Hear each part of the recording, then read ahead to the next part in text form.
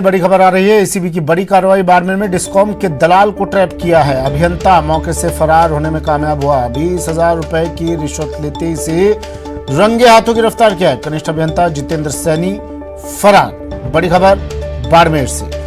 ACB की बड़ी कार्रवाई। डिस्कॉम के दलाल को किया ट्रैप। 20,000 लेते रंगे हाथों किया गिरफ्तार।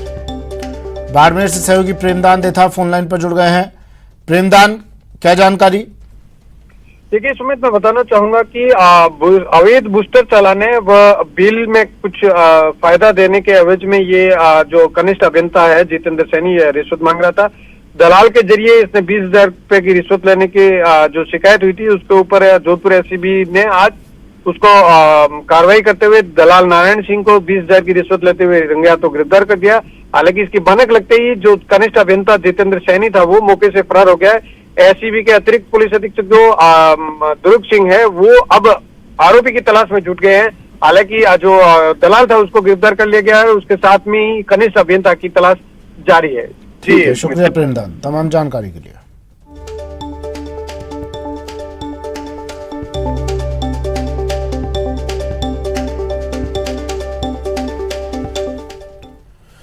और अब बात अलवर की। जिले के तिजारा तहसील में एसीबी की टीम ने एक बार फिर से भ्रष्ट कर्मियों पर कार्रवाई की है।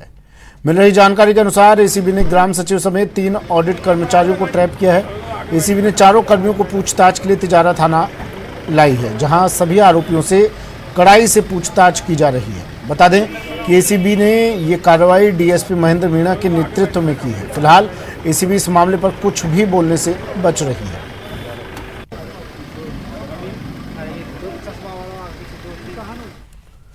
खबर जयपुर से। जयपुर में एसीबी की बड़ी कार्रवाई। रिको का सेक्शन ऑफिसर को ट्रैप किया है एसीबी ने। जोधा राम इसका नाम बताया जा रहा है। जोधा राम को रिश्वत लेते ट्रैप किया एसीबी ने। रिको का सेक्शन ऑफिसर है जोधा राम, जिसे कार्रवाई करते हुए एसीबी ने 5,000 की रिश्वत लेते ट्रैप किया है। एनओसी जारी करने के एवज में इसने ये घूस मांगी थी।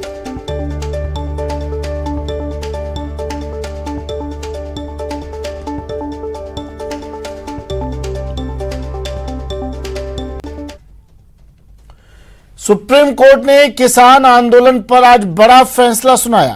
कोर्ट ने केंद्र सरकार के तीनों कृषि कानूनों पर अस्थायी तौर पर रोक लगा दी है। इसके साथ ही कोर्ट ने कमेटी का भी गठन किया है। इसमें भूपिंदर मान प्रेसिडेंट, भारतीय किसान union doctor Pramod Kumar Joshi international policy head, Ashok Gulati agriculture economist और अनिल धनवत शेतकरी संगठन महाराष्ट्र को शामिल किया गया है।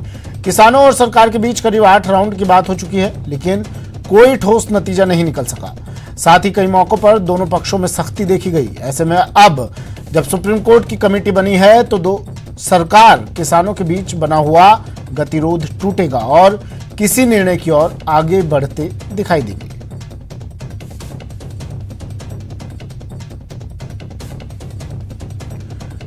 सुप्रीम कोर्ट ने फैसला सुनाया और किसान आंदोलन पर सुप्रीम कोर्ट ने जो कृषि कानून आए थे, किसान आंदोलन को लेकर याचिकाएं दाखिल की गई थी। कृषि कानूनों को लेकर याचिका दाखिल की गई थी सुप्रीम कोर्ट में और आज इस पर फैसला सुनाया।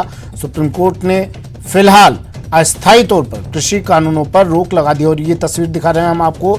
4 वो सदस्य हैं जिनकी कमेटी गठित की है। सुप्रीम कोर्ट ने कहा है कि वास्तविक स्थिति जानने के लिए इस कमेटी का गठन किया जा रहा है। अब ये चारों सदस्य हैं जो टीवी स्क्रीन पर जो दिखाई दे रहे हैं इस वक्त, जिनकी तस्वीर दिखाई दे रहे हैं, ये अब किसानों की जमीनी हकीकत जो समस्याएं हैं इन तमाम इसके बारे में सुप्रीम कोर्ट को बताएगी और किसानों के पास जाकर उनकी बात समझने की, सुनने की कोशिश की जाएगी। ये कमेटी अब सुप्रीम कोर्ट को इस पूरे मसले से अवगत करवाएगी और उसके बाद कोई फैसला लिया जाएगा। फिलहाल इन कानूनों पर, कृषि कानूनों पर अस्थायी तौर पर रोक लगा दी है।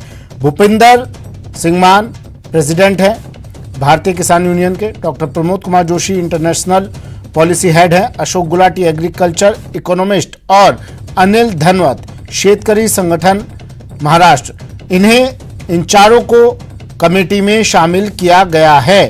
किसानों और सरकार के बीच 8 राउंड की बात हुई, लेकिन तमाम बातचीत तमाम वार्ता विफल रही, कोई नतीजा नहीं निकला। उसके बाद सुप्रीम कोर्ट को अब दखल देना पड़ा। कई मौकों पर दोनों पक्षों में सख्ती भी देखी गई जब सरकार के बीच और किसानों के बीच बातचीत हुई। ऐसे में अब सुप्रीम कोर्ट की कमेटी बना दी गई है, तो सरकार और किसानों के बीच बना हुआ गतिरोध टूटेगा और कब तक टूटेगा ये देखना होगा।